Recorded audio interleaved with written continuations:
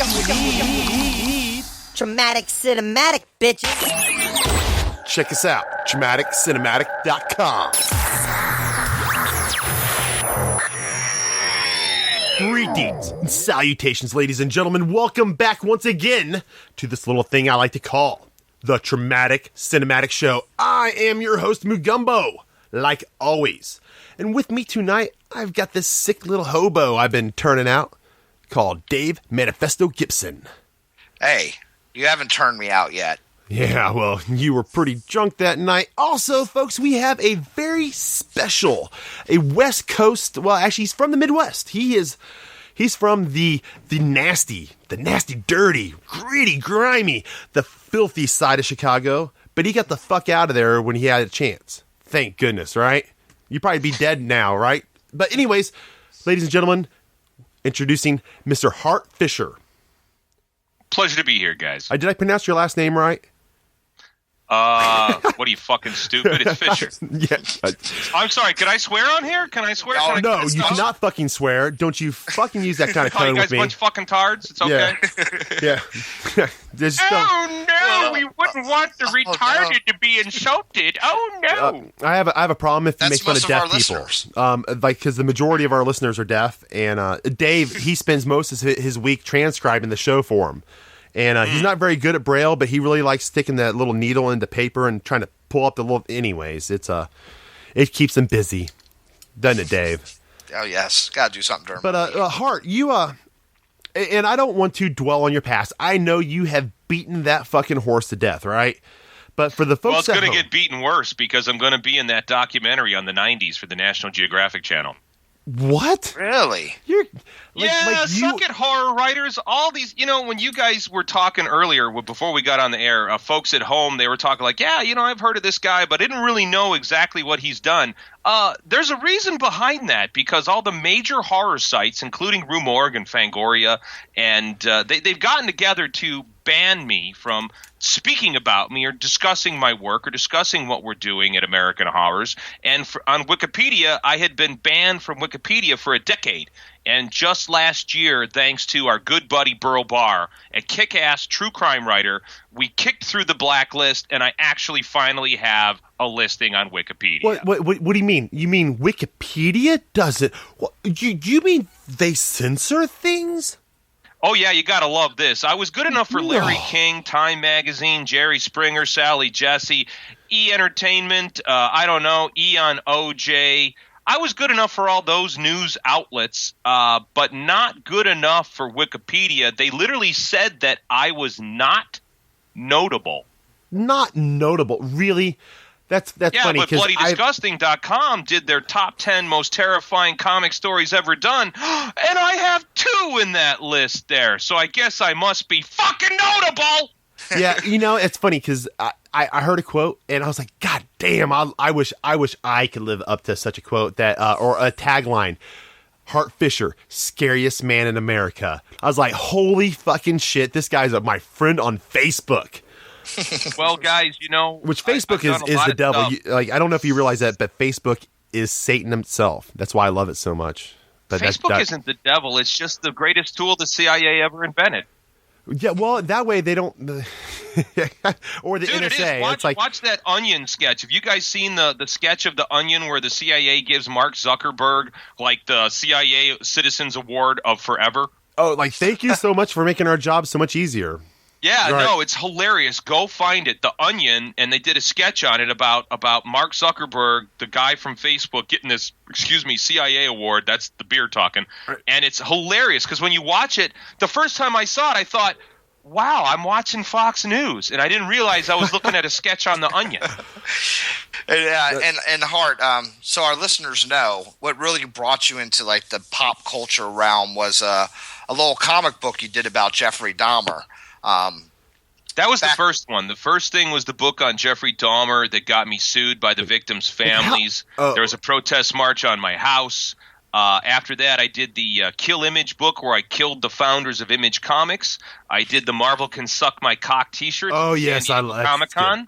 I would actually still buy one of those. Added 6 pages of legalese to their contract, guys. They added 6 pages, so I refuse to have anything to do with those cock-sucking scumbags at the San Diego Comic-Con. And they don't even have – it's not even a Comic-Con anymore. It's the fucking Hollywood Geek Con. It's not even Geek Con. It's Let's Exploit Geek Culture Con.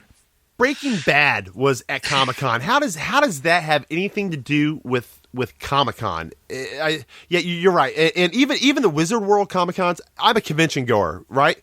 I love my conventions, but I like the horror conventions. And that's what I do. I have actually embraced them. And out here, we've got Days of the Dead, we've got Horror Hound, Scarefest, and how is Horror Hound? Horror Hound's good. Actually, Days of the Dead, I've become close to both of them, and they are competitors in the Midwest, so I don't want to, I love them all equally, right? Because I need to whore myself out everywhere, and I don't want to, anyways, try not to burn bridges, but they both have I don't have a problem burning bridges. Yeah. Fuck you, Fango. Fuck you, you assholes at Fangoria, you cock-sucking pieces of shit. Suck my shit-encrusted cock. And you know what? You know what you realize, like, after doing my research on you, listening to you, you remind me of Sam Kinison. I'm waiting for you to do the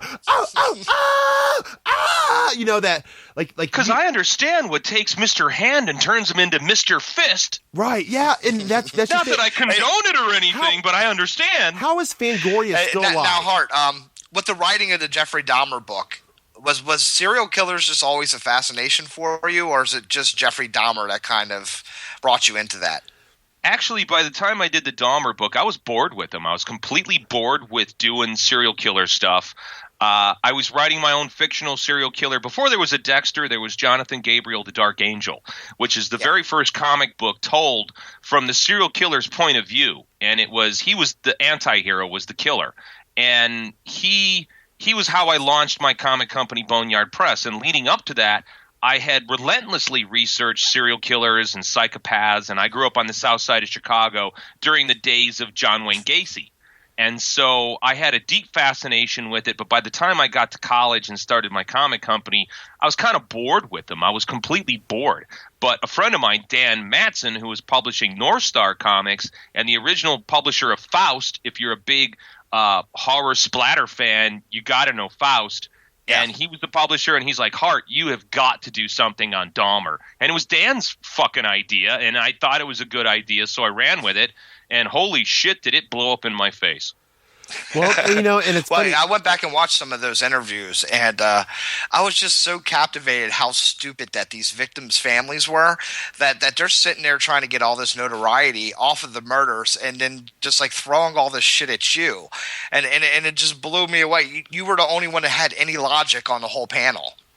And the thing that really bothered me, and it became like a tell for me, like as a horror creator, some people get on their high fucking horse. And where I grew up on the south side of Chicago, I grew up around a lot of death, murder, mutilation, drug ODs, suicides, muggings. I got mugged in front of the police station as a small boy, in front of the police station and took a beating, okay? So that's where I fucking grew up. I thought that you had an easy life in there. I thought you were living in the big house with a silver spoon in your mouth. I thought that you had an easy life on South Chicago. Yeah, no? Exactly, right? Yeah. So these assholes, my girlfriend was murdered in the middle of making my first film in the middle of all this controversy. And so the victims' families and a lot of people kept kind of pushing that button of, before she got killed, it was all, you'd never do these books if only you knew what it was like to lose a loved one. Well, fuck you. I'd had lots of people die in my life. I'd seen lots of people kill themselves in my life. I'd seen lots of horrible shit growing up. Who the fuck are you to tell me, if only I knew, I would never write it? Well, the reason I wrote about horror is because I was a fucked up guy who was dealing with some crazy shit, and art helped me process that stuff. And the Dahmer book helped me process that stuff. Yeah, totally. Art comes from misery. It totally helps you not kill people. Happy people don't create art. Happy people. Are there any? Was Dahmer a painter before he went to? Gacy. Gacy didn't take a painting before he was in prison. The Night Stalker didn't do art before he was in prison. Well, no, their art was their Charles Manson. Murders. He led a cult, but he personally was not killing people. But he was an artist and a songwriter. maybe he would have been out there leading the raid if he wasn't a musician. Maybe. Oh, yeah. But he was a manipulator, and a very good one at that. All those guys are just the whole six-sided of the world really fascinates me. But, I'm watching these interviews, and I'm thinking, no one ever said shit to Hitchcock about Ed Gein when he did Psycho. But this guy who made this independent this comic book, it's like he's Satan to them. Well, I don't know. Part of Alfred it is Hitchcock I stood got up a lot in of their shit for face and Psycho. said, I didn't do anything wrong, and I wouldn't give it to him. You know what I mean? Like, I wouldn't bow down like Andrew Dice Clay destroyed his career when he went on Jay Leno and was like crying, I'm just an actor, I'm not the Dice Man, don't hate me. I don't care what the fuck you say, Dice Man, you're a candy-ass pussy crying on the air. Yeah, and ruined him. And you lost your career because of it. Your movies flopped after that, everything was destroyed. And so when I went on the air and they're like, oh, you're hurting people with your book, I'm like, don't buy the book. I'm not standing in your house poking you in the eyeball. Yeah, you beat You're people the one to death. that buys You're rolling the it book. up, beating people to death with it out in the alley. I mean, you're just telling a story, half fictional too. I mean, it wasn't like you were trying to write a documentary in the comic, right? You were just kind of using the names and characters. Yes or no? It was a straight up biography on the killer, and I felt that the media at the time, he was People Magazine's top 25 most intriguing people. Of 1991, and when that happened, I thought it was disgusting because the guy's a child molester. He's a piece of shit. How could he be on People Magazine's top 20 most intriguing people of 1991? And so I wanted to portray the scumbag that I saw. And at the time, serial killer culture was just starting to emerge. And my feeling was people would be more likely to protect themselves if they had better knowledge on the killer and how he operates. And so I condemned the media for their portrayal of him. I condemned the media for celebrating him and his deeds. And they turned around and made me the bad guy. And they made me out to be like some kind of Satan-worshipping asshole when actually the fact of the matter was I was an atheist honor roll kid. Asshole. Asshole, yeah. Right. I mean, like, I don't worship Satan. I don't believe in Satan. Just like Satan's I don't believe in your punks. God, He's for punks. Come on. I mean, let's really be real here. Let's look at Satan worship. God's number one, and the devil got his ass kicked and handed to him, and he's like, he's in the basement at his parents' house. I'd rather rule from the basement than serve upstairs underneath my dad. What a bunch of punky bullshit. The funny thing is that a true Satanist doesn't believe, is an atheist. They just believe in themselves. But anyways, we don't need to get into religion hierarchy here. Exactly. And you know what? I'm guessing this is your past. This is how you started your claim to pop culture. Because fresh out of college, man. Right when I got out of college, I was a bouncer at a bar called Mabel's in Southern Illinois, and I lived down there, and I was doing my comic book company, and the shit just blew up. And what comics did you read? Since I know you have your problems with the big three, which was the big two, and then in the 90s, Image comes and tries to be the alternate, which they weren't. I grew up as a Marvel maniac. Growing up as a kid reading comics, I was a Marvel fucking freak. The Stan Lee I liked heyday. a lot of the DC stuff. I liked the Vertigo line when they first started it. I was a Neil Gaiman fan when he first started. I liked Preacher. I really liked Grim Jack from First Comics. Yep. I'm a big Kirby fan. When I was growing up, I read everything I could get my hands on. I read everything. And if you want to know, I was an Epic Illustrated guy, not a heavy metal guy. I liked Epic Illustrated. Now, that's going back some years. Right. And I liked Mad Magazine. And so I liked all this stuff. But when it came to what I was going to do with the comics I published, I was a huge fan of Stephen Bissett's Taboo, and a tremendous fan of Cry for Dawn, and a big fan of Faust. And so when I started Boneyard, I wanted to make the most uncompromising, in-your-face, scare you in the middle of the night, fucked up horror publisher, and I did it. You did it. So basically, you made for the time you made. Now your taste for that seems to go into movies now, right? You like really fucked up films. I like all kinds of films. I like everything. Like, I'm not a big fan of the Saw films, but I love Martyrs. We just did Martyrs. We just did a podcast on that. You're speaking our language. Martyrs is an amazing film, and actually, when you get to know, various wealthy folks, I could totally see that happening right now. I've been a guy who's been way deep in the S&M culture for a long time, so I've been enjoying the Soska sisters. I like their work. I'm pushing them. Yes, American Mary, Dead Hooker in a Trunk, and they're working on See No Evil 2 now. I don't give a fuck about See No Evil 2. I'm not going to pull the party line. I'm very happy the girls got their big paycheck, but really, did they write See No Evil 2? Nope. I don't understand that they did. I'm happy they got the big job, but it's not going to be American Mary. American Mary is a really good, twisted film. They did a fantastic job on that for a very low budget. I want to see Zan Cassavetes get her next big role. Have you guys seen Kiss of the Damned? No, but I love the idea. It's the Twilight vampires grown up. It's like, what if the Twilight boys grew up and became adults and actually fucked instead of pouted? Instead of twinkling, they glimmer. Kiss of the Damned, Zan Cassavetes. And also, have you seen The Taint? The Taint? No, well, I haven't seen that one yet. I have, but it's really hard to get the mirrors positioned just right. And No, not your own Taint. This is a movie called The Taint, and it's all about fucked up Viagra that turns you into a crazy maniac killer with a heart-on, and it spoofs all the 80s conventions and 80s movies. You can only get it online. I've been trying to get it for American Horrors, my TV channel, but the guys are holding on to it. They won't give it up. From what you just said, I was expecting you to. I thought you were going to compare it to, like, I was thinking the Unnameable film, which I guess Dave, the Serbian film. I thought you were going to compare it to such a thing as far as I like the Serbian film. That film scarred me. Oh yeah. It definitely got the emotion. I call it the Unnameable film. Did you see the uncut film? I seen the uncut. And if I didn't see the uncut film, I don't want Sadistic Cinema, where it was just extreme cinema. And I think 4 weeks into doing that show, like the fourth episode, I told him to watch this film, and it almost ended our friendship. It was like it's it was like getting it's an amazing fuck you to the entire horror industry. It was like getting fisted the second time of having sex. I know murderers. I know rapists. Like these are people I understand that I know.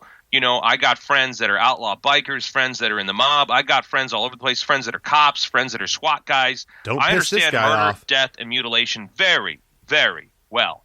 So when I look at the psychology of a film like a Serbian film, go back and read my work some more, and you'll find out, and this was stunning to me to watch this film and realize these motherfuckers are fans of mine, because there's elements of sex crimes in that film, an anthology that I published, all about. We went to various writers and creators like David J. Scow and said, what's the story that every publisher is afraid to publish? We want it. I believe that. And so we put it out. It's called Sex Crimes. It's very hard to find.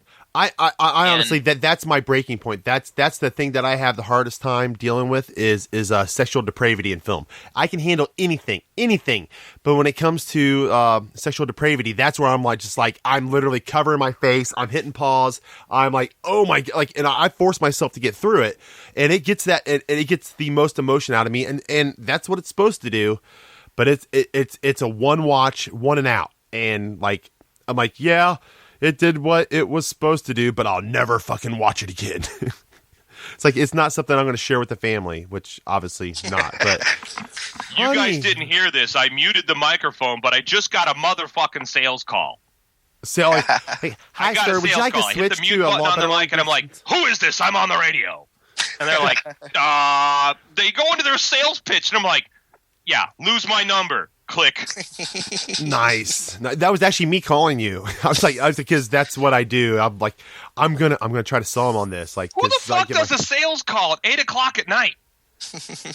Well, that's a good point. What kind of an asshole is that? That is a fucking asshole. Who does sales calls anymore anyway? Couldn't they just email you? That way you can just delete it. I know, for real, right? There's a lot less. I mean, you don't feel nearly as bad when you email 1,000 people and 999 of them delete it, right? But you call 1,000 people and 999 people hang up on you, and you want to put a gun in your mouth. Speaking of gun in your mouth, let's get back to Serbian film. Let me tell you more about how that film apes my work. You guys don't know this, and it's not on the web. I worked in the adult film industry, and I worked with the biggest outlaws in adult. Max Hardcore is a friend of mine. Herschel Savage was at my wedding. Rob Black's a guy I did work for, and I cut the most fucked up movie he ever put out, Club Satan. Satan. If you guys haven't seen that, it'll fuck with you. It'll fuck with you good. I'm scared. I'm afraid to even look for it. It's brutal. It's all about it's about a girl's descent into Satanism made by real Satanists. And I was the only one that would put his real name on the film. It's the only adult film I've ever put my real name on. And I'm very proud of that fact. Dave, did you write that down? Like, I know I don't want to see it. I know, like, I know, but I have to because being Club Satan got it. Club Satan, The Witch's Sabbath. We have to find it. I'm guessing I'm not going to find that at Walmart, am I? You're going to have a hard time finding it. You know, when you do, like, people talk about the AVN Awards, the Adult Video Awards, the AVN Awards. Yeah, well, normally the way that Hollywood. works is you have to fill out paperwork and apply to be nominated. These guys thought this movie was so fucked up and so insane, and it's co-produced, you know, with Matt Zane, who has the world's record in suspension. He beat Chris Angel's record twice the length of time with half the hooks in his back. Nice. Mm-hmm. And they're check out Society 1 and check out Matt Zane, Z-A-N-E. Matt's a friend of mine and a guy I want to do some more work with. You know, it's funny because when you say that, actually, the scene of Martyrs comes to my mind. Like literally, like at some point, like you literally kind of lose yourself as you're suspending there, right? And not you that become delirious with pain. Right, but the endorphins and shit that it releases takes you into another state. It is pain, but pain becomes pleasurable at that point. It's not like you think. It ain't like Hellraiser, and all of a sudden you get a fucking hard on and shoot. Oh no! It's not like that. It's a weird. An altered state like that is a very damaged state. I've had multiple compound fractures of my legs and arms and at different points in times and things like that. I understand pain as far as things like that. Pain then. Yeah, yes, I understand pain. I don't understand necessarily willing to do it. Like I wouldn't necessarily have take a sledgehammer to break my femur, but I've been through it and it's the setting of the bone's worse than the breaking of the bone. But anyways, wow, gosh, I like you so much. I'm just so glad that we made contact because you're just my kind of people. You really are. Well, I did find a link to Club Satan right online my first try. So it is out there. It's out there then. It's definitely out there. They got it streaming online, which is funny through a website for free. Like when you holy shit! Send me that link. Somebody send me that fucking link because this is an intense film, and there's two versions done. There's the American version, and then there's the uncut European version with the fisting and the piss Christ and stuff like that. Club Satan, The Witches of Sabbath by Eduardo. The Witches Sabbath by who? It says Eduardo. That might just be the asshole who posted it, though. That's not Eduardo. Oh, it's mastered by me. It's the only adult film I've ever put my real name on because I was taunting the Satanists. I was fucking with them. I'm like, come on, you guys are big, scary Satanists. Let's put our real names on here, tough guys. Come on, let's do it. Let's go. Let's do it. All right, come on. And not one of that candy asses put them on there. You keep saying this. Sandra Cruz and Dakota. Define Satanist in your mind. Okay. Define Satanist in the way you keep using that word. Define Satanist. Like, what is a Satanist to you? Is it somebody that does like sexual rituals and literally sacrificing like animals to the devil himself, or is it like a LaVey Satanist?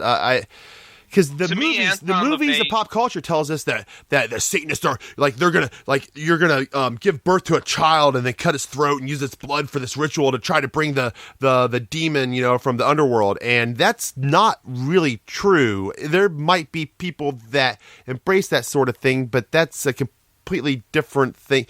When I think of Satanist, I think of Anton LaVey. I think of the Satanic Bible. I think of I am my own God. I am do what thou wilt do.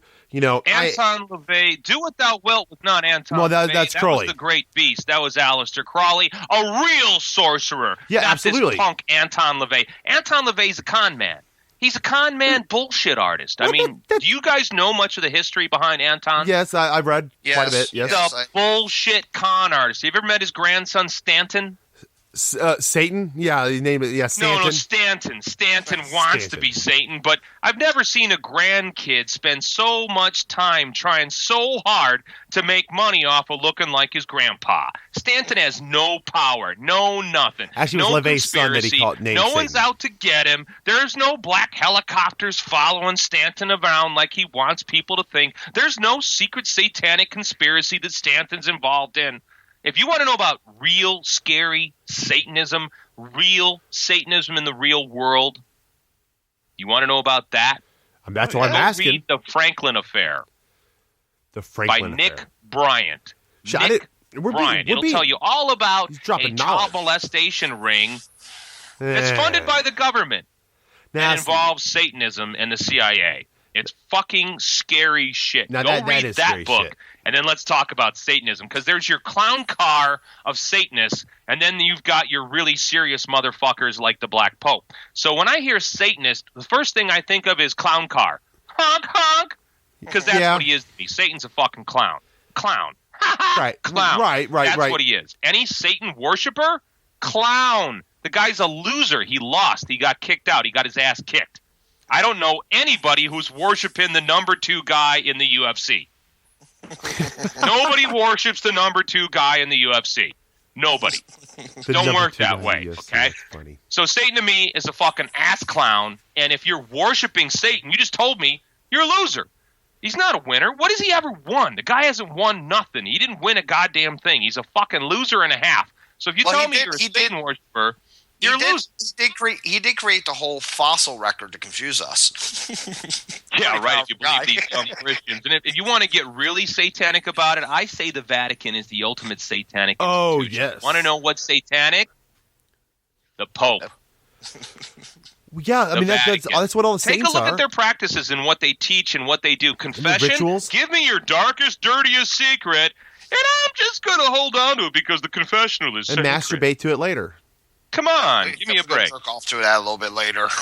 What's the biggest organized child predation ring in the world? Oh, yeah, and it's you know that there's like literally pamphlets and books and scriptures and scrolls of how to do it properly too. How come the government has not prosecuted these guys under the RICO statutes? How come they're not using RICO on these guys for operating an ongoing criminal enterprise of child molestation? How come these priests that have helped these guys molest kids aren't in jail? How come these guys who covered up evidence in an ongoing investigation aren't in prison? Because they're all part of it. Satanic. That's satanic to me, but now we're getting political, guys. Now we are. And this is a film podcast. American Horrors, fuckers. This is traumatic cinematic. This isn't like what I gather. This isn't satanic, political life. I did a music video for Dark Funeral.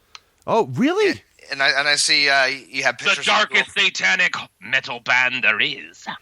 Yeah, pictures of Phil Anselmo, and you mentioned metal a lot. So, what's your favorite metal group? How could you fucking pick one, man? Yeah. I mean, I love classic Black Sabbath. I love fucking Jimi Hendrix. I love early Metallica. I fucking go Gonzo for Warrior Soul. I love Danzig. Is early Metallica, are you saying before Load or before the Black Album? Before Load. Black Album's good. It just got really popular. And what happened is all the people that you fucking hate, all the jock assholes who gave you a hard time started listening to that album. And that's why the metal guys say, oh, it's the sellout album. Oh, yeah. Well, they kind of changed their whole political theory and stuff for that album and chopped everything up to 4 minutes. So I kind of, I love Injustice for All. It's one of the greatest albums ever written. How many times can you keep doing the same thing? If they're changing and they're trying to push themselves as artists, and I really respect that. I think the only mistake Metallica has ever made is when they sued the fans. When they started – I mean, illegal downloads are brutal, guys. My movie, The Garbage Man, the year that it was released, my wife was recovering from cancer, and I needed money to pay my medical bills. And that movie had been pirated over 1 million times in its first month of release with no stars, no names, no nothing. And my distributor kind of fucked me and didn't pay me. So do downloads suck a dick? Fuck yeah, they do. They can hurt the wrong people bad, but does that mean you got to go sue your fans? They should have gone after Napster. They should have gone after, Download.com, owned by CBS, currently being sued by Alki David. But we're getting political again. Let's get back to the horror. If it makes you feel better, I tried to illegally download your movie, and it wasn't available. What? I could get on the computer now and find some place to download. Well, shit, where? Like, what are you using that I don't have? I'm just teasing. I would never do such a thing. When my movie was getting pirated, I got LimeWire, and I wanted to see, like, okay, what kind of quality did they get? And so I was checking it out. I wanted to see, okay, these guys are pirating stuff. Like, what is it when you look at a movie that's been – it sucks. Well, and then you realize that you downloaded LimeWire and you got spyware all over your fucking computer now. Yeah, it's garbage. But we're talking about years ago. This was in 2009 when Garbage Man came out. Wow. Well, and I think and Lewis shares the same view. I've downloaded movies before, but when it's independent art and it's done well, I think everybody after they watch the movie should own a copy. Absolutely. My feeling about downloads is like music. You get go to the test live it, show, right? Yeah. No, but you could figure out, like, you could download an album and go, wow, that fucking Danzig album, Death Red Sabbath, fucking awesome. I gotta have this. And that's where it's important. Like, I think good content prevails. Good content prevails no matter what. Yeah, good content can be sold. Yeah, I mean, you can say I just made whatever this is. Like, and I say this because it was a great album, and I'm not a fan of theirs. But Pearl Jam 10, the only good thing they ever did, that album. I fucking love that album. It is a fucking amazing, but I hate everything else they ever did. Everything else after that's like posing. They could have given that away on the internet and said, "Hey, if you like this album that we just gave you in its entirety, it's for sale at your local retail store." People would have still gone out and fucking bought it.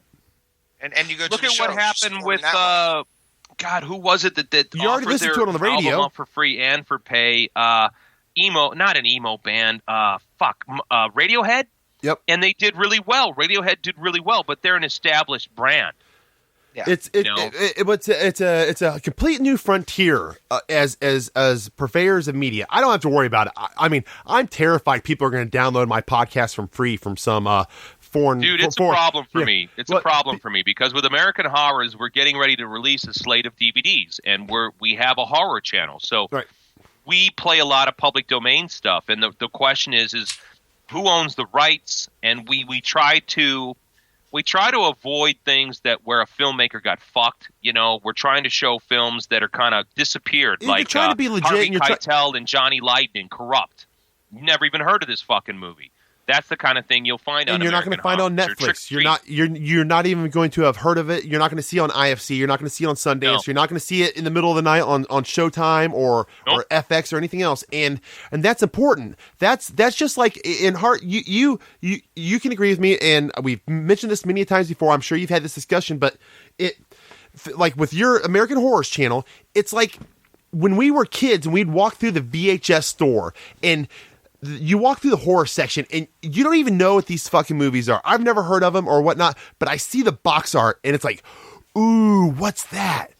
Yeah. Chopping Mall. Sleepaway Camp. I've never heard of Chopping Mall, one. but there's a grocery sack with body parts in it. Fucking awesome. I have to get we were talking. We did Maniac real recently, and I'm a huge fan of the original Maniac. Has anybody seen the remake with Elijah Wood? You son of a bitch! Yeah, with you Frodo. Put Elijah Wood in as the Maniac, you cocksucker! He was awesome. It's awesome. It was beautiful. Really? I was blown away. I really thought it would be bullshit. And I loved the first film. I loved. See, you guys are surprising me now. I'm surprised. Now I'm going to go see it because one of our hosts, Count Crazy Craig, is a friend of Elijah's. So I'm going to give it a fair shake now that because you guys said this to me. I'm going to go give it a fair shake. It is. Elijah's a genre fan. And he's been a huge fan for years, and I love the original film. Which going back to the box art made me watch that film for the first time. But the remake, it is so beautiful. Elijah cannot play the same guy as the original Frank Zito. He has to. And play he's not Frodo. More. It's not fucking Frodo, dude. It's not Frodo Baggins. It's definitely not Frodo. My real problem with the miscasting was the same thing when they made that John Wayne Gacy movie and they cast an old football player to play Gacy. Gacy was a small gentleman, a small guy. And that's part of how he would trick his victims. I know magic. Let me show you a magic trick. And he'd get him to put handcuffs on because he was little. So when you get a big giant football player, Frank Dennehy, Brian Dennehy, come on, he's a giant lumbering monster. That's not Gacy. So it's kind of the reverse because the original guy who played him I can't remember that guy's Joe Spinell. Yeah, Joe Spinell. Yeah, he's one of the hitmen in the original Godfather, and he's a great character actor. So I honestly, I'll tell you the truth. As soon as I saw Elijah Wood on the cover, I skipped it. He blows you away in it, and it's done in a first person perspective, which the first one wasn't. It's intense and it's good, and it makes me rub my nipples when I watch it. Yeah, I was so. See, I'm the scariest man alive, and you guys just taught me something. Well, I was so it feels good. You've already I've got a whole notepad full of fucking shit to go look up when we get done with this. So I'm glad that at least you have one thing that we have shared with you to partake in. Horror is a journey, my friend. It is. Horror is a journey. That is something that's spectacular about horror, because it is so vast and so varied and so diverse. There is your popcorn horror, there's your slapstick horror, there's your goofball comedy horror, there is your hardcore fucking nearly snuff porn horror. It varies so much, and if I were to pick up a handy cam and go make a movie now, not just because I'm a fan of the genre, but I'm not going to go out in my backyard or out in the cornfield and make a drama or a romance comedy, right? I'm gonna fucking kill people, because for whatever reason, that just seems easier. Not that it is, but it seems like it'd be easier to stab somebody on camera than it is to try to get a group of strangers to laugh. That's comedy is very, very difficult, and it's very it is society orientated, and it doesn't age very well. Horror ages really, really well. It does. And actually, like, it's kind of like a wine where not that I fucking drink wine, because it just tastes like vagina to me. Well, and actually, if it tastes like, fuck you, I'm drinking Kiali right now. I'm gonna come over there and have to strangle. Oh, I'm sorry. No, actually, I love a little wine. I'm not. Yeah, beer, sure, and wine. Dude, no one has turned you on to the right wine. I remember when I was like you are in California who drank wine out of a box because it was cheap. No, man. We'll hook up someday, and I'll hook you up with something good. Well, hopefully, I should be in LA at the end of 2014 for Days of the Dead. It's coming back out there again. So I know those guys. I know the guys that do Days of the Dead, and they do lots of cool horror stuff. The guys who do Days of the Dead are sincere horror freaks. They are, and I'm becoming one of them. I'm proud of that, and I love them guys, and they've embraced me, and it's good times, good times. Actually, we just and she's actually moving out there tomorrow. Alexis Icono is moving out there. Her new movie comes out Tuesday, The Black Dahlia Haunting. And, okay. Yeah, a friend of mine, one of the guys we've been promoting on American Horrors. Did Brandon Slagle direct that? Yes. Yeah. Holy shit. See, it's small world after all, dude. And then what's her name? She's the on other the cover. Chick that's in that thing. Brandon's a guy we've interviewed a lot. We've interviewed William Lustig and talked about Maniac. I'm a big fan of William Lustig. All his films, Vigilante, Maniac Cop. I've studied him, and most people don't know. Not only did he do Maniac and Maniac Cop and those films, no, fuck that. He's the guy that created Anchor Bay. Really? Thank you. Yeah. If it wasn't for Bill production Lustig, company, right? We wouldn't have Anchor Bay and Blue Underground, and we wouldn't have all these wonderful transfers in these films. So, Bill, wherever you're at, man, thank you, dude. You rock. Yeah, shit. See, isn't this crazy how like I'm like the Midwest you. Well, I mean, you left, and so you left this big fucking gap out here, and somebody had to fill those shoes. I mean, maybe I don't have my own channel. You just let me know the first time you have a protest march on your house. You just let me know when you get 3 gay stalkers, and we'll start talking. Well, I'm taking the easier route. You got to learn from others' mistakes, all right? Or I wouldn't say mistakes, but for the listeners in the Midwest and the listeners who are listening to the show, I am booking content, and I am constantly looking for new stuff. We have a lot of amazing horror creators from the Midwest. We're financing. We're the main sponsor of the Drunken Zombie Film Fest in Peoria, Illinois, and Brian Wolford's film is on our channel. We have a lot of short horror on American Horrors, and we're free to watch. You can watch us anywhere in the world for fucking free. We tried the pay-per-view model. I didn't like it. I didn't like the way it excluded so many people. Yep. We're free to watch, and Film On is the company you'll find at FILMON.com.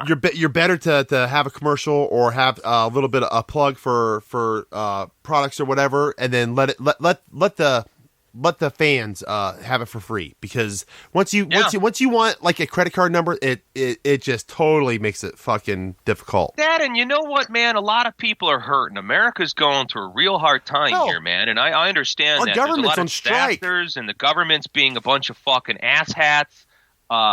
So I really feel for that, and I that's why I'm doing the Heart Attack radio show. I do the political radio show, so I keep my politics out of the horror, so that the horror is all about the horror and the fun. Huh. Now, Hart, is there any director or particular film that just like made you go into direction of horror, that just like changed your whole life? Well, that's just the thing, guys, is I've kind of been talking about this with some other people, and for me, I come from a real-life horror show, and horror was a salvation for me. It helped me deal with violence and emotions that I couldn't deal with. And so when your next-door neighbor gets mugged in the church parking lot, you know, the horror film helps you kind of process this stuff.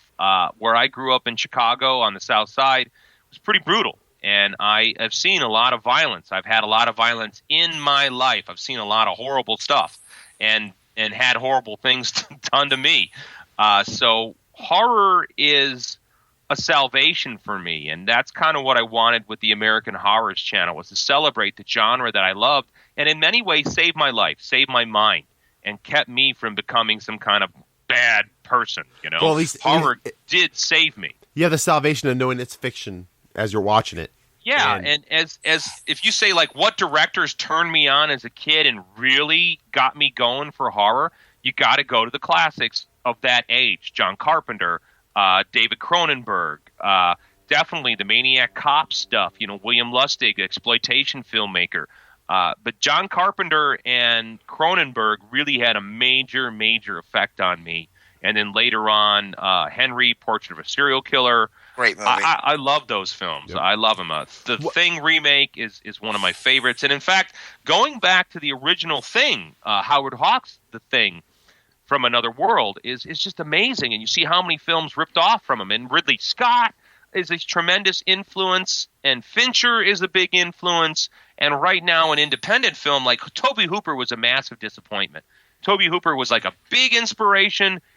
And then the cocaine got him, and the rest of the 80s happened, and he made lots of garbage. I think that's the way Del Toro kind of did us with he put out Pacific Rim, which isn't a horror, but it was just, what a fucking insult. But I'm sorry, my friend. I'm going to have to say, suck my fucking cock and my left nut, but gently. The left nut's a little sore. Because I loved Pacific Rim. It was every Godzilla movie. That was one of the first 3D films that really worked for me. Really? I was just, the 3D like turned me off. It gave me motion sickness because it moved so fast. Anyways, I saw it in a really kick-ass IMAX theater. Yeah, and I'm in Hollywood. I'm in L.A. So, like, these guys, their theaters out here fucking rock. Yeah, well, maybe that was a problem. I kind of relate what you're saying. I grew up in New York City. Baltimore. Then lived in Baltimore for 15 years. And theaters are different. So just living a bunch of shit every day. Yeah, horror was just my world. I was able to go into it and just live. You know, I like the dark side, so I was able to live through the killer's eyes and stuff like that, and just it just felt so much better than running around the streets having to worry about that in real life. Well, it helped me process that. You know, it helped me figure some things out. When I saw the original Nightmare on Elm Street, I grew up. Have you guys seen the movie The Right? Yes. With Anthony Hopkins? Yep, absolutely. Yeah. In the beginning of that film, when you're watching them in the funeral home, I used to wait for the bus in front of that building. It wasn't a funeral home. That was just somebody's home. They made it look like a funeral home in the movie. That's cool. But I used to wait for the bus in front of that building. And in the opening credits, they show the lyric theater. It's in the opening credits, and they show like a theater. It's on Western Avenue, and that was a grindhouse where I grew up in the late 70s, early 80s, and that's where I saw so many of these movies. It was 2 movies for $1.50. So I grew up in the back of this fucking theater, and I saw Nightmare on Elm Street there on like a Wednesday, and I was the only guy in there except for, and I shit you not, because homeless people would go there and sleep. You know, they'd go in there, it's warm, and the place was run down, and so I'm in there, and like fucking 5 rows ahead of me in the middle of the theater is a fucking bum wearing the Kruger hat. He's wearing the fucking Kruger hat during the first Nightmare on Elm Street. Not Nightmare 4, not Nightmare 6, not Nightmare remake. The one with Johnny Depp. The original one. And I was shitting my pants. And walking home from that movie that night was so scary. In Heather Lane Camp. Oh, but it was great. I am that is my and we just I just interviewed Robert Englund. It was what a great monumental moment of my life. Like it was just awesome. I try not to get starstruck. I try not to get the bubblegum mouth like the yeah. Dude, I had Roddy Piper as a grappling partner at Gene LaBelle's one night. Oh God! You know what? I met Rowdy numerous or not numerous, but like 3 or 4 times at Days of the Dead. He was a awesome grappling partner.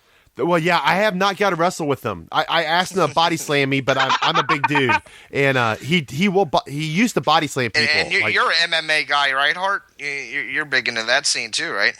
Yeah, I've been into the martial arts. I first started training in Taekwondo in 1987. And I've trained with a lot of really wonderful people. When you guys watch the original Teenage Mutant Ninja Turtles, the guys in the suits doing the stunts were friends of mine and guys I trained with the Ho brothers. I trained with dudes from the Olympic Taekwondo team. And then when I moved out here to Los Angeles, I was lucky enough to find my way to Gokor Chavician's and Gene LaBelle's Highest Dan Academy, which trains guys like Manny Gamburin. If you're watching The Ultimate Fighter right now, Ronda Rousey's from that school. Her mother's a friend of mine, and I go drinking with her mom on as often as we can. We're both really busy. Her mom's awesome, fucking amazing martial artist. I'm surrounded by awesome martial artists. Like I've been up there, and Boss Rutan's been getting loaded in the parking lot, or another night I'm up there, and fucking Bill Superfoot Wallace is kicking me in the face. I mean, I've lived so many martial arts geek dreams in their dojo. Gene, and it's Gene's birthday this week. I must say, happy birthday, Gene. Wow, yeah, dude, Gene, you are so diverse. I knew you were deep. Oh, I'm sorry, Lewis. I knew you were deep. I knew you had a lot of layers, like an onion. But I didn't realize, like, wow, like Hart, you just you keep amazing me. Even with all my all the research, all the reading, trolling, just looking through the internet and I just keep following guys. They're hiding me from everybody. They've been fucking actively, the Dahmer book wasn't listed in the buyer's I'm sorry. guide I just got a text message. Oh, we got to end this interview, and I'm going to have to delete this file. I'm sorry, dude. I didn't realize. We work for Viacom, and they said that we can't actually post this. Well, the things that you're into, I think that I really appreciate. It seems like to almost be a national progression of horror and metal. You go from I'm kind of ahead of the curve. Yeah, you go from like horror into like metal, which led right into UFC, and you probably remember one of the greatest things when I was a kid is when Suppletor did a video with Hoist Gracie for Attitude, and I was like that just really put the UFC, because I remember UFC 1, the first fight ever, Gordeau and the big Hawaiian sumo wrestler Thule, and he just kicks him in the face and his teeth just fly off. Keith Hackney with the palm strike knocking out the sumo wrestler. and fucking A plumber from fucking Illinois. He's an air conditioning guy. He was an air conditioning guy or a plumber guy, Keith Hackney, and he fucking knocks out a sumo dude with like this giant fucking palm strike. Oh man, yeah, no, I love that shit. And that's the great thing about being in LA. Now it's all Brazilian Jiu-Jitsu. Not that there's anything wrong with that. It ain't all Brazilian Jiu-Jitsu, motherfucker. Don't you leave out Gokor Chavician and all the ankle locks and the reinvention of the arm bar by Ronda Rousey and her mother. Oh my God! Don't you just go off on Brazilian Jiu-Jitsu? I'm just saying that we don't see. Look at people like John Jones, who that guy is just a physical freak. Is just and insane. He can take the pain because he's been in some spots where you think. I mean, the dude ripped the bone of his toe out the meat and then didn't know it. He didn't know it till the end of the fight, and he's looking down going, oh my God, look at my toe. But what I was saying is I wasn't trying to down. It's not all Brazilian Jiu-Jitsu, but back in the early days of the UFC, it was Taekwondo versus karate. It was right. street brawler versus Jiu-Jitsu. It was whatever. And now developed to market great. But the Gracies co-own the UFC. What you guys don't know behind the scenes, like the Gracies would not fight Gokor. They kept him out. Yeah. They wouldn't fight him. Gokor, my friend and sensei at the Highest Dan, He's an amazing Armenian judo and jiu-jitsu player and Russian sambo expert who was stolen from the Soviet judo team by America. We fucking stole this guy, okay? Right. And that's the guy who's out here training people on how to, crank off a head. And see, you being into this, and I've got questions. I've had friends and acquaintances that, one that was a SEAL, one that was a Ranger, one that have been. I have literally had a heart attack grappling Navy SEALs. I've had a training partner who was a SWAT guy. A lot of cops were up there at the dojo. They were trained, especially it was a friend of a friend, but trained to literally like hand-to-hand combat wasn't to fight. It was like 2 moves to kill. Like it wasn't about subduing. It was this has You're going to kill or maim. And why does not how does that not transfer itself into the UFC? I know that obviously you don't go out there to kill somebody, but have you guys followed the career of Manny Gambirin? Who he almost won the Ultimate Fighter, and when he was fighting with not Nate, I think it was Nate Diaz, Nick's younger brother, right? And he threw out his shoulder on the takedown, and he lost. Yeah. That's the only reason he lost, because he blew out his shoulder. But if you follow Manny's career, Manny has fucked up a lot of fighters' legs and stuff because ankle locks are really dangerous. Right. You don't see as many ankle locks in the UFC anymore because the UFC is pushing for stand-up fighting. They're pushing for stand-up fights. They don't want people to go, boo, boring. That's because the dumb Cro-Magnon idiot who's like, I like wrestling. Where's the cage? Where's the flamethrowers? Yeah. Well, fuck you professional wrestler, asshole. Get the fuck out of here. That's about what really works. You're exactly right. And I have to say that a lot of the moves used in professional wrestling, they're real moves that those guys are just not using to their full extent. A lot of the stuff those guys are doing is very real, especially you go to Japan and you're involved in Japanese professional wrestling. Those guys are doing real shit. And if you go just a millimeter too far, you've just crippled a guy. No, there's a lot of trust. I would never down professional wrestling of any sort. Those 2 guys in there have a lot of trust with one another to do it, and they are hitting each other. The matches are real, but the performers have ability. Absolutely, and they're not. They know that they got to go on and put on a show tomorrow night. Yeah, and in the UFC, they're promoting more of a stand-up fight. And frankly, like I said, follow Manny, and you'll see that Manny has hurt a bunch of people with the leg locks. And there was another Brazilian fighter who had hurt a lot of people with the leg locks because those ankle locks are really, really awful. I mean, you don't have a lot of time to tap. But by the time you go to tap, they're already fucking broke your shit or dislocated it or fucked you up. Yeah. And that's what a lot of it is. But my question was why is there not more doing those types of martial arts?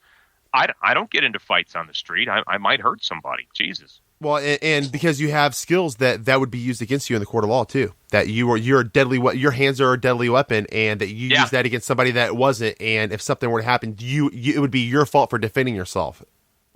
You got to be very careful. You got to realize that you have abilities and you know things, and the human body is far more it's really tough, and at the same time, it's really fragile.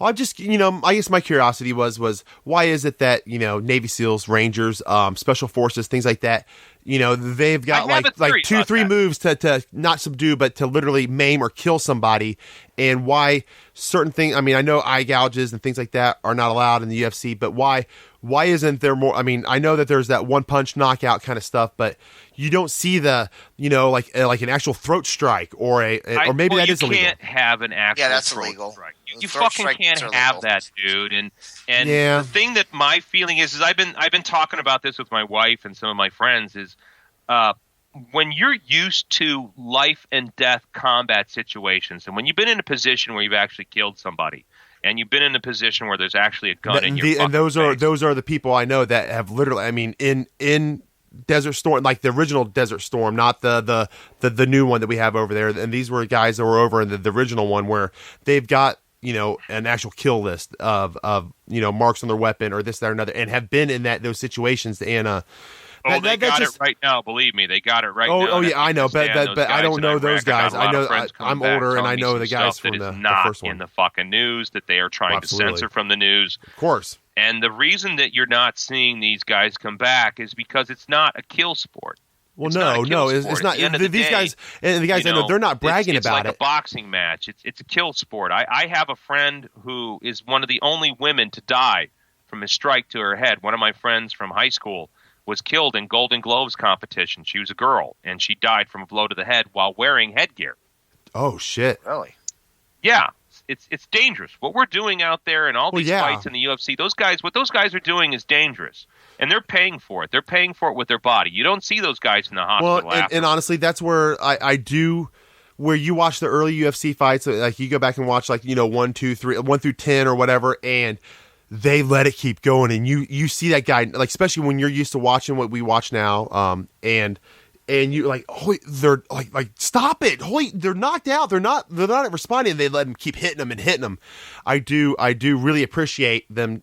And there's times where like, oh, they stopped too fast. But no, once they can't defend themselves, you got to stop that. The person who's a real killer is very simply, you need to understand the function of adrenaline, and you need to understand the function of fear. And if you're a person who's getting shot at with a gun, a UFC fight is more fun than average people. Like for me, a fight is more fun than it is for you guys. Like I'm serious, but I enjoy it. Like me getting hit in the face, like I'll take a punch and be like, ah ha ha, that was good. But now it's my turn. You're standing in the ring with gloves on, like knowing that we're gonna spar. We're gonna have at it, right? It's not the same as kill. And when you get up to those upper levels, those championship levels, look at how well Brian Stan did. Brian Stan, I was a big fan of his for a long time, and I still am. And he did really well, but you get to the upper echelon of the martial arts, and there's a certain amount of fear. I think fear is very important to winning, and fear pushes you up over the top. And if you're used to a combat situation, you're not going to get the same adrenaline dump in the fight that a regular guy's going to get. When you're used to being in a firefight or law enforcement, or people might have a knife and might kill you, it's a different fear dump than it is to get in the ring. In the ring, it's more fun. Well, they're not going to pull out a knife. When it's a life or death situation, it's not the same. Because your mind knows that when your mind knows that if you don't do something immediately right now, like you don't react and like take care of this right now, that you're going to lose your life. And yes, you're right. That's a different amount of adrenaline. I grew up in a really fucked up place, so. Which you've had those experiences, I'm sure. I'm sure you've actually had those moments of. It's pretty fucking scary, and it's gentrifying and it's changing. But to me, it feels like home. A kid 3 weeks ago, after the recording of Heart Attack, I'm sitting on my front porch with my wife, going, "Oh, what a nice day! What a quiet day!" And she's going, "Yeah, what a quiet day!" In the meantime, a black kid's getting knifed in the chest by 3 other Latino kids within eyesight of where we're sitting. Holy shit. Do you understand? Yeah. It's a different world. It's a different place. And so horrible. When I do horror and when I talk about horror with American Horrors, I'm coming from a very real place. So when I talk about I'm the king of horror and I've got the best fucking horror channel there is in the world, I'm coming with a pedigree. I'm coming as a guy whose work has been banned. I'm coming as a guy who's been in car accidents. I'm coming as a guy who fought to put a killer in jail, who was in a murder trial. So when I see Nancy Grace on the screen, I want to punch her fake bullshit face in. I'm the real thing. And so when I bring horror, I'm coming from a real place. And at my horror channel, it's meant to be horror for everybody. So I've got the really sick, fucked up shit. At the same time, I've got the Loch Ness Horror, which is just a fun character actor film with a really bad monster, or, the Legend of Boggy Creek. Yeah, we've got horror for everybody. You had the Snow Yeti movie. What was the name of that one? The Capture of Bigfoot. And just recently we debuted Snow Beast. Yeah, Snow Beast, which was, who doesn't like an albino Yeti, right? For real, yeah. So I go from that crazy martial arts world where 1 inch or half a centimeter and you've just crippled your buddy, to doing horror movies where I'm getting stabbed in the neck and dying on camera, and they're like, you looked really good dying there, Hart. And I'm like, thanks. But we need to do it 15 more times. And Hart, I got a question. When the whole shitstorm with the Dahmer comic book, was there ever a time where you just kind of regretted doing it? Or did you know that this is going to parlay into something much bigger? I never regretted doing the book. I only regretted that I didn't do it better. That's the only thing I regret about the Dahmer book. Is I wish I'd done the original bio book. I wish I'd done it better, because there was no controversy before it was published. It was just another book. Yeah. Get me? Right. And I just wish I'd done a better job on it. That's the only feeling I have about the Dahmer book. Other than that, it really taught me so much about American culture and about the mass media and about the talk show industry and how much and they how hide I couldn't everything. believe the news anymore. How much they will edit your words to make you say something completely different than what you actually said.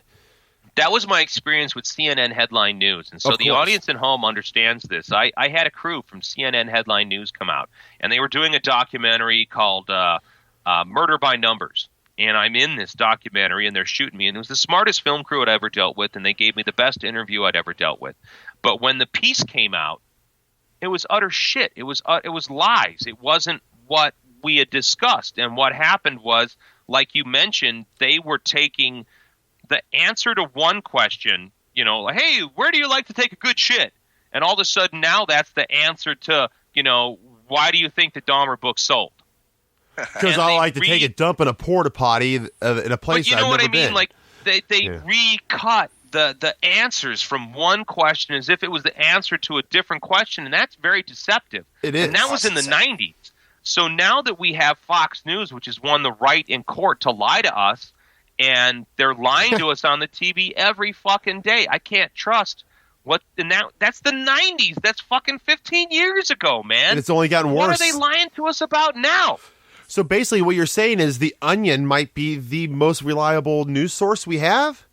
I think it's funny that the Daily Show gives me the most cutting the Daily Show involvement with the news out of any news outlet is the Onion and the Daily Show. And I thought the British guy blew Jon Stewart away.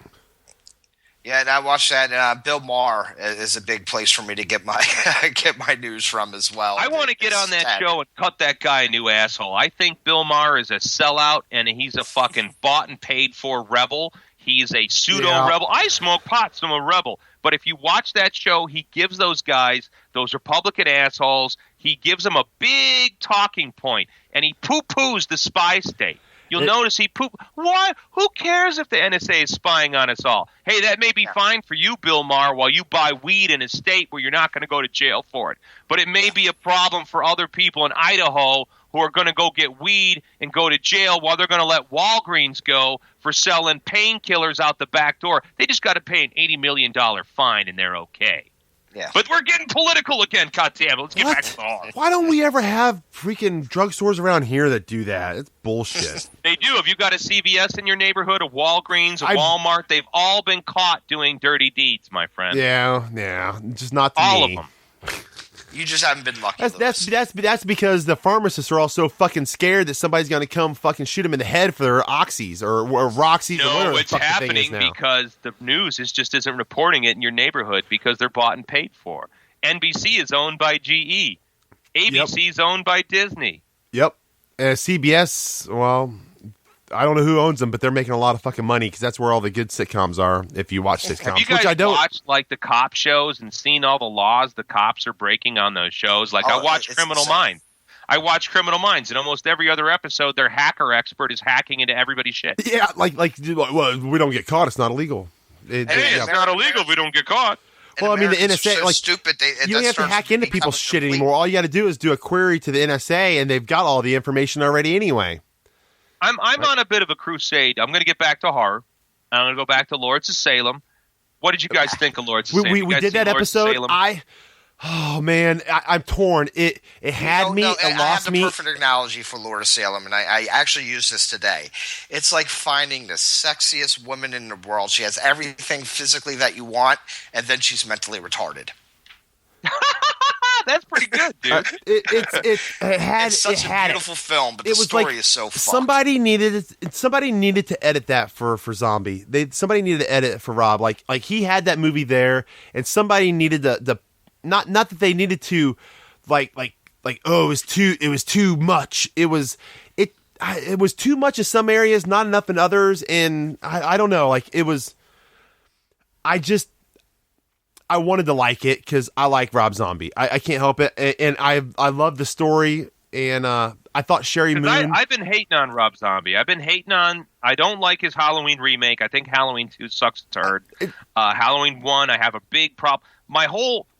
I'm crazy. Halloween, you're gonna hate this. Michael Myers, the whole point of Michael Myers was he comes from a good family. He's a good little white boy. Nobody knows why he's evil. Nobody knows. He's a good boy, good family. No one knows. He's just evil. See, I don't even get that. And then you get him, and he brings Zombie for the remake, and all of a sudden he fits your classic triangle. He tortures animals. He sets fires. Does he wet his bed? I'm sure he wetted his bed because you got to fit the serial killer profile. And all of a sudden they're all white trash, and you got to explain the killer. And then when he's a killer, he's a giant monster instead of a regular guy. That's my problem. I'm one of the few people in this world probably that the only and you're gonna hate this. You're gonna freak out or whatever. I don't care. The only Halloween movie I like is the third one. I love the third Halloween. It's fantastic. I don't like Michael Myers. I don't like Jason Voorhees. You know why? Because I'm more of a Jason fan. They have no personality. All they are is the unrelenting force of death. That's what they are. You cannot escape death, right? Death will take us all. And you can escape death as long as you want because you can come back. It's reincarnation. Well, it's karma, baby. But they're an unrelenting force. Isn't no that matter what you do, they keep coming. Say? They keep coming and keep coming and keep coming and keep coming, and you can cut them into little bits, and somehow they come back together, and they keep coming and they keep coming. That's got nothing to do with the creators. That's the accountants, man. They keep coming because it keeps making money. I'm not talking about the sequels. I'm talking about in the film. That's why I like Freddy so much. Freddy has with his killers. I'm hearing a deep sigh there, but I liked Lord of Salem. I mean everybody likes him, and I understand it. I felt like a lot of the criticism of it was like a weird backlash against Rob Zombie and casting his wife in the film. This was one of the only films where I felt casting his wife was appropriate because she reminded me of a lot of the middle-aged goth girls I know in L.A. And she reminds me of those people, and I really liked the film. And it really touched on so much of what we play on Satanic Sunday on American Horrors. And I like the fact that when they went to Lucifer, he wasn't a pretty, beautiful, beautiful Lucifer. It was some kind of weird midget chicken thing. Yeah. I loved it. Yeah. You could tell he loves Stanley Kubrick and Roman Polanski. Just the way that it's shot, the way that the movie is shot is amazing. But he left all these, beautiful. Like the Sasquatch, there's just so much stuff in there that made no sense. And I don't know if Rob ran out of money or what happened there. Sasquatch? What are you talking about?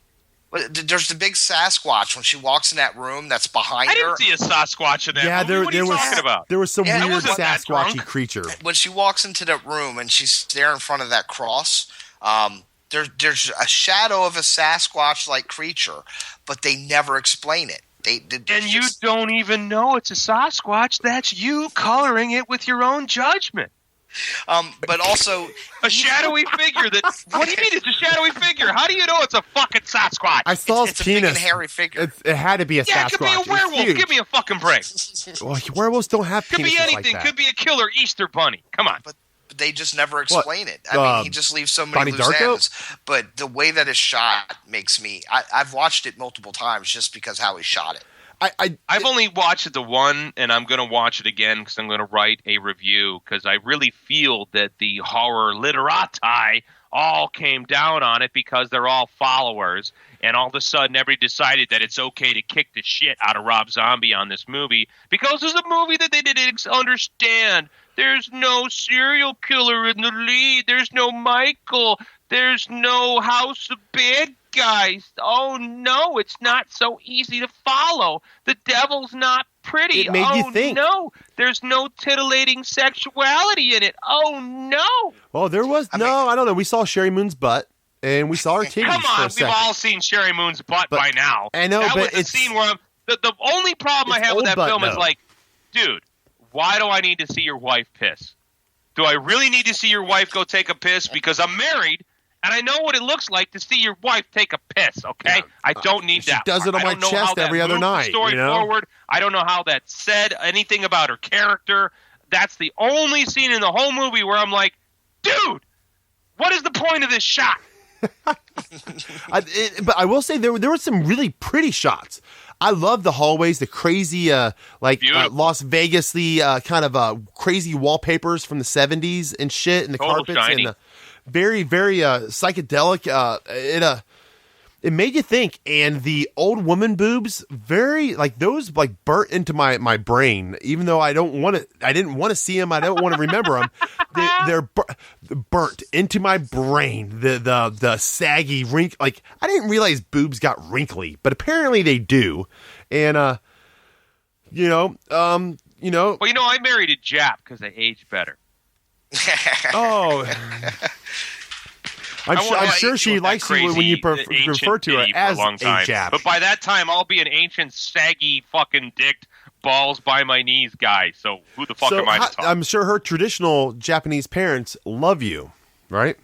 Actually, yeah, they do. He has a job. You're American, so motherfucker who he's a war orphan, and he built his own business from the ground up when society was telling him, you're nothing but a Yakuza piece of shit. You're never going to be nothing but a Yakuza piece of shit. And he built up a very prominent business. And I don't know if this is appropriate. Does he have the tattoo that on the chest? No. He was an orphan, and he was adopted by a Yakuza family. So he doesn't have any of that stuff. He was he was family of Yakuza. He wasn't a leader of Yakuza. He was the son.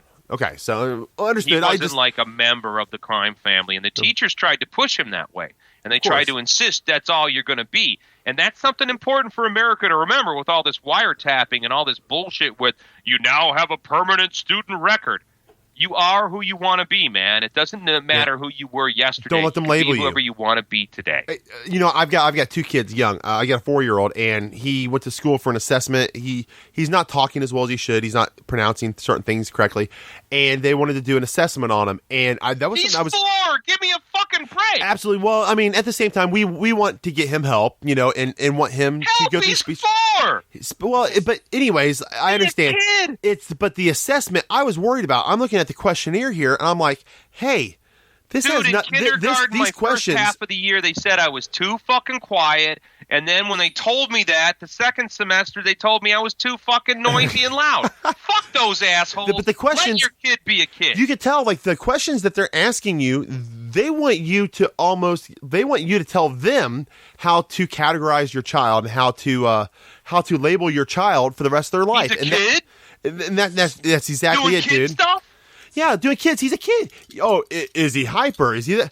Well, yeah, he's fucking 4 years old. Of course, he drinks a bunch of freaking Hawaiian punch. Yeah, he's gonna be hyper for a little bit. He's gonna go run around and scream and dance. What you're telling me is a horror film right there, because I've been getting involved in local politics with what's happening in my town, and that's some scary shit. It is, and I can see it from when I was young. That's going to be in your permanent record. And we heard that all the time. They said that shit to us as kids, and then you find out as an adult there isn't one. But now thanks to the NSA and Obama and Facebook, there is one. Worse. They probably made a Facebook profile for him, account for him, and he's already, they're already clicking things, labeling him on his Facebook account that it's going to be tied to him for the rest of his fucking life. Dude, here where I live, the fucking local high school just hired for $40,000 a private spy group that is going to be monitoring all the kids in junior high and high school are all going to be monitored by this company. And some of the people monitoring them are over fucking seas. And this is a school that doesn't even have a fucking librarian in the fucking high school. They got $40,000 to spy on the kids, and they're asking parents to make their web pages public. Isn't that like child molestation 101? Make sure your kids' pages are private so child molesters can't troll them? Yeah, well, but we need the But now we're getting back into politics. Oh, it drags me in. I have a non-politic question. Excellent. Thank You're goodness. married to a Japanese woman. Yep. Are you a big fan of Japanese culture, Japanese horror in particular? Well, the funny thing is, I've always had an interest in the martial arts since I was a kid. My favorite comic book character was Master of Kung Fu, Shang-Chi, and that was my Iron Fist, and those were my favorite characters because I was never going to get bit by a radioactive spider. I was never going to be from Krypton. I'm HartFisher. I live in the real world. I might be Batman. I could be Master of Kung Fu. So that's kind of where my bent went. And I agree with growing you. up, I could be Punisher. Dude. I could be Punisher. I could be, I could be Punisher. I could be that guy. Grew up with crazy Vietnam vets. But now I've kind of strayed from your question. Are you Japanese big into horror. the Japanese films? Is it the horror Japanese films? film. So I had an interest in the martial arts. I had an interest in Asian culture from the martial arts as a kid. But I was never into. I never was like out banging slants. That wasn't my thing. I wasn't an Asian freak. And I had a dominatrix friend of mine who hooked me up with Waka, and she said, I've got this Jap. She's got a nice apple. It's wasted on L.A. You've got to meet this girl. And so I met her at this tubes tying party and liked her, dug her, and dumped all the other girls I was seeing, and that was it. I was into her. And so because of being with her, I've gotten to have an insight into Asian culture I didn't have before. I got to find out, why does the Ringu's hair, why is the girl's hair like that? And it's because in Japan, most of women were murdered. They disposed of the bodies by throwing them down a well. Right. And so the reason that the girl in Ringu and Ju-on and that stuff has that hair is because most likely she crawled up out of the bottom of a well, because that's a common thing. And like wells are very scary in Japan because most ghosts were women coming back for revenge, because in their society men had all the power and they disposed of the fucking bitch in the well.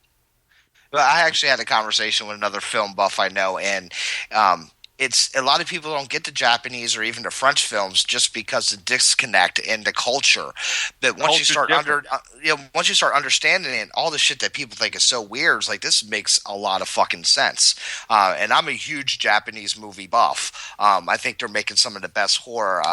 Miyake in my opinion, awesome. They were. I haven't heard of one amazing Japanese horror film in 5 years. Name one. I wouldn't say horror, but was it? I'm a Takeshi Miike freak, so don't bring him up. Give me one good Jap horror film from the last Miike. 5 years. I can't. 5 years, probably not much. See, you're not coming up with nothing. But also, it takes forever for it to get over here. That's 2000 a long time ago. Yeah, 10 years ago, the French, I think, are taking over right now, but the Japanese definitely had their really. Their, I haven't seen anything good come out of France for a while either. Things. Go see a film called I'm Not Scared. I've seen that. About the boy in the chained up in the cave. Yeah, that's a good great horror film. I just saw Nameless? one. I think it's Mexican. It might be Chilean. It's called Hidden in the Woods, which is a really. I haven't seen that one. Really sick film. Lot of incest and torture and shit. The French. We're playing a really cool. This is a film I found. It's called The Nightmare Never Ends with Cameron Mitchell, and it's a really interesting horror film that we're playing on American Horror. It's all about satanic Nazis. Ooh, really? See, Immortal satanic. I love Nazi exploitation. Have you seen? I like Nazi. Frankenstein's Army was awesome. Dude, I have actually become friends with Richard Rapphorst, and he is awesome. He's an artist. He is a storyboard artist. He was a storyboard artist for Dagon, for Beyond Reanimator, and he then Beyond Reanimator is a great film.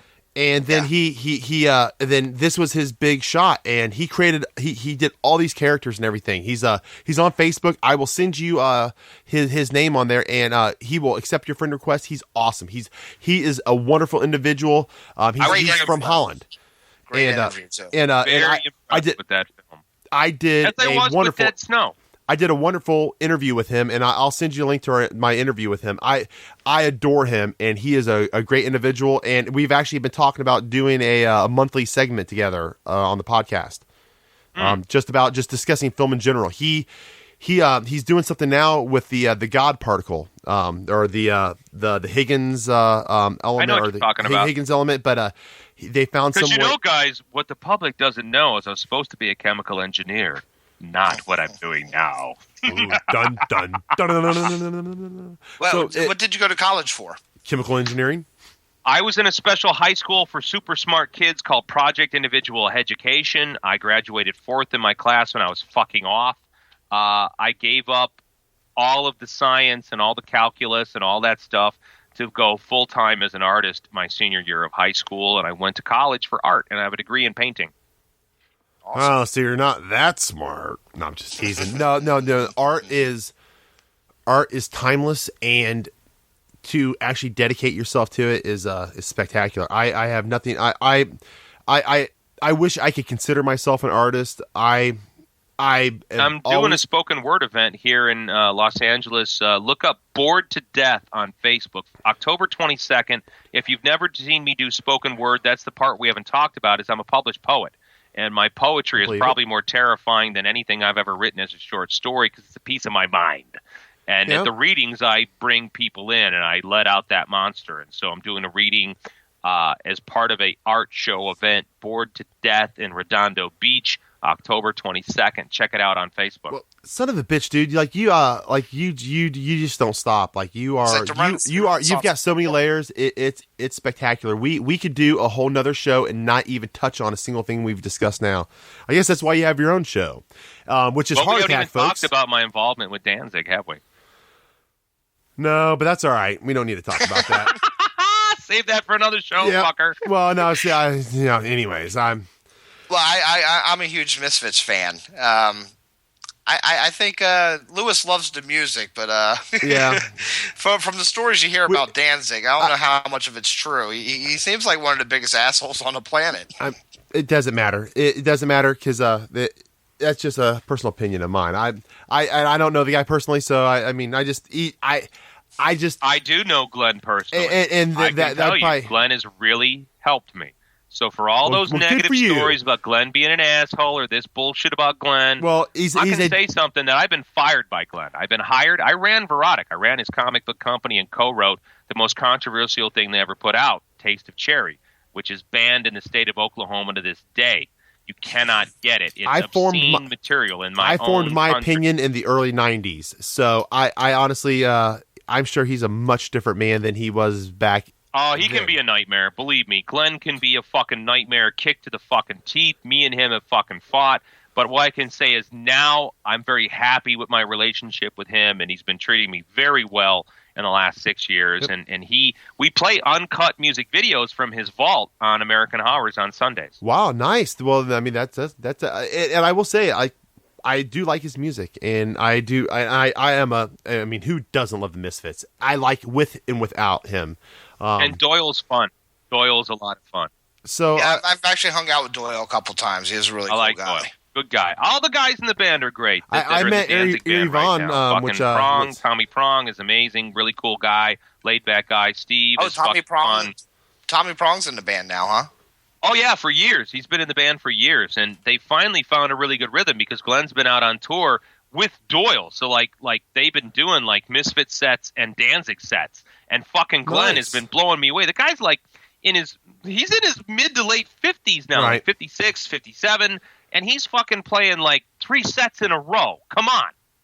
Well, I'm glad he's changed his whole mind about the whole, because it seemed like for a while he just hated the whole Misfits thing, and I'm hard. I have a Crimson Ghost tattooed on my arm. That's some of the most amazing music ever. So I guess I would say tough. that it's not that he hated it; it was bad blood. You get the breakup, and you're trying to do something new, and you get kind of angry. People weren't there when the Misfits broke. They weren't a big band when they came out. They fucking starved, just like Black Flag and Harry Rollins. They fucking starved, and so it's like almost annoying. Like, you weren't there when I did that. I'm doing this now. I want to talk about this, you fucking dick. Where were you then? Where were you to talk to me about that shit then? I'm not doing that now. Let's talk about my chocolate ice cream in my hand right now. Speaking of spoken word, Henry Rollins had done some awesome spoken word shit. I'm a big fan of Rollins' spoken word. I've seen him live many times. I'm a big Rollins fan too. I had a couple of those discs back in the day, but Hart, I don't want to cut this, but people aren't going to fucking listen to 2 hours. They're just not.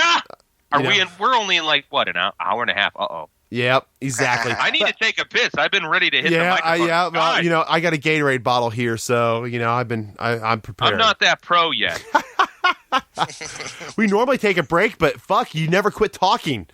I drank all the wine. I drank all the beer. I've been dying to go get another one, but understood. Hart, go ahead, ramble off all your links. folks, here's how you get a hold of this dude. Here's how you find him. At American Horrors, you can watch free horror films night and day at filmon.com. For the retarded in the audience, that's FILMON.com.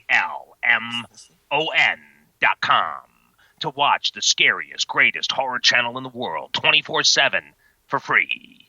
Otherwise, find me at Twitter, Hart_Fisher. For the stupid, that's HART with a little line at the bottom.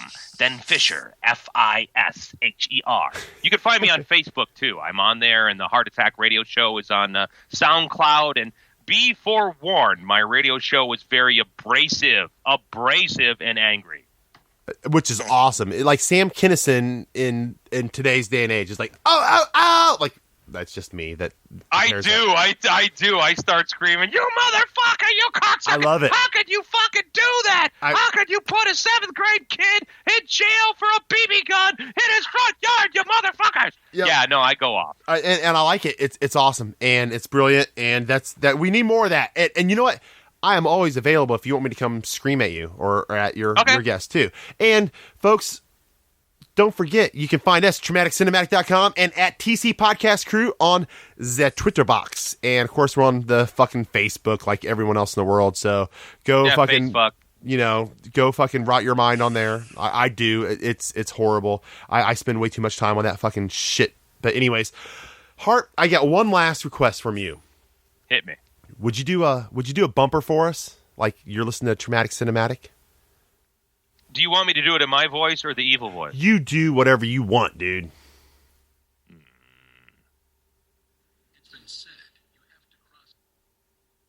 I just heard music there. Should I speak or? No, go right ahead, Dove. Do what you do. Do you have the balls to suffer through a TraumaticCinema.com broadcast? Find out. You're listening to TraumaticCinematic.com. Excellent. Thank you, sir. And I'll give you one in my voice. Hi, I'm Hart motherfucking Fisher, and you are listening to my big ass blazing on at TraumaticCinematic.com. Thank you, sir. Thanks a lot, Hart. It was a great interview, It was a pleasure, and you are welcome on our show anytime. I know you had a book coming out here in December. Folks, don't forget, we'll have all the links for this dude on our site, and he's not just a dude. He is the guy that the world is trying to keep you from. So exactly. The world's the America's scariest gentleman man. your mother warned you about with good fucking reason. For good reason. All right, folks, have a great night. Awesome, thanks, guys. I'm on the internet.